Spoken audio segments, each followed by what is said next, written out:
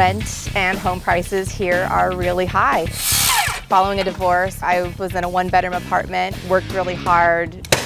But apartment living is just tough with kids, and one job is just not enough to do all the things that I wanted to do. I'm definitely handy. A lot of people call me a handyman and they go, oh, handy woman, oh, handy person. I do this work all the time on the side. Why don't I make a small business out of this?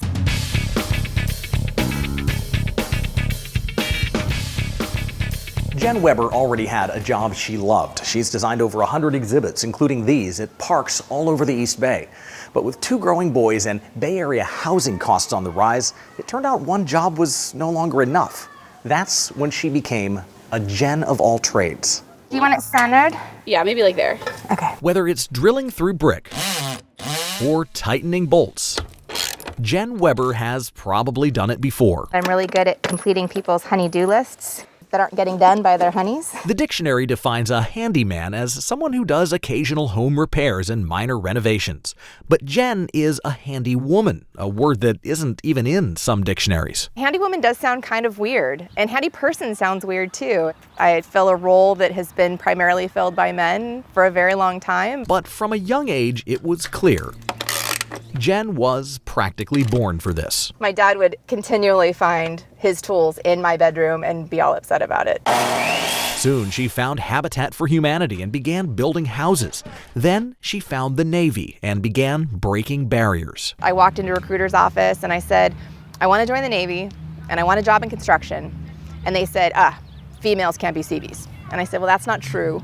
This is the job I want, and I'm not leaving until I get this job. She got the job as an engineering aide and traveled the world from England to Japan. Out in the field, kind of doing the math behind the building and learning a lot about teamwork and leadership and solving the problem without saying, ugh, I can't do it. So years later, when life threw her a curveball, that can-do spirit kicked in. Divorce just kind of splits your life in half. I had this life that I was building, and then it just stopped. With her 2 growing boys, she moved back to her hometown of Pleasanton, but a one-bedroom apartment didn't exactly have room for this.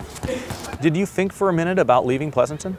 For a minute. I certainly looked, but it really came down to the schools. My boys still have, several years of school left, and the schools here are just unmatched. Her new job designing park exhibits gave her every other Friday off. She saw that as an opportunity and called up a friend who's a general contractor. And just said, I could use some extra side jobs. Daniel Curtis had plenty to go around. I want Jenn to come in and do the work that I don't have time for, or that I know that she's great at. And those first few jobs were the start of something bigger than Jenn had ever imagined. It's so hard to find people that you trust. Almost immediately, homeowners like Becca Mock were referring her to their friends. She built these shelves. And singing her praises on social media. She's just genuine. She knows what she's doing.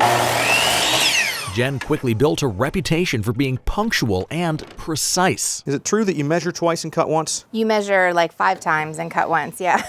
Building her new part-time business. What's up, Jack? While still being a full-time mom. Yeah, it's Friday. Gotta forward the allowance. Talk about time management. If you need something done, you ask a busy mom. And for other busy moms, having a woman wielding the power tools. My husband doesn't like to read directions. Was a breath of fresh air. I'll take a look at the instructions. Now, you could say that's a gender thing, but for Jenn, it's also what she's learned through years of experience. The very first page of all sets of directions are, this is what's in the box. This morning I was installing a dog door and immediately realized that there was parts missing that weren't in the box. In the life of a handy woman, every job is different. So this is the drain. Oh, Jiminy. It's gross. But for this handy woman, one thing's always the same. I tend to work as if it's my house. I don't go the quick and easy way most of the time. And that gets her invited back again and again. The shower upstairs needs overnight to dry before it can be ready for a shower or bath. She leaves every room she touches looking just as clean as her flawless fingernails. I do like to be girly. How do you manage to do this work with such nice nails? I have a really good manicurist. But Jenn's the artist when it comes to the other kind of nails. Taking on projects that need a carpenter's hand and a designer's eye.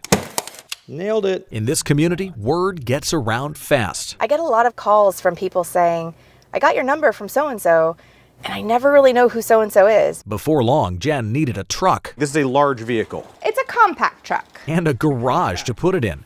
Fortunately, that was no longer a problem. I feel very proud to have my family in a nice home, in a nice neighborhood. Through all the work she's done on other people's homes, Jenn's now able to rent a home in Pleasanton that fits her whole family. Now my boys have their own rooms. We have 4 bedrooms, so I was able to have my mom come live with us. And even with all the time she spends doing this, she still has time for something else. We build twin-size beds and deliver them to families in need. It's a nonprofit called Sleep in Heavenly Peace. Daniel Curtis runs the local chapter, and Jenn helps direct an army of volunteers. When Jen comes out, I don't have to worry about some novice person drilling a drill bit through their finger. And together, in a small way, they bring kids in need the same sort of comfort that Jenn no longer takes for granted, the comfort of having a place that feels like home. If a child has a bed, it really helps a child feel like they have a space. And it's just a bed. We think it's just a bed, but it's really so much more because it's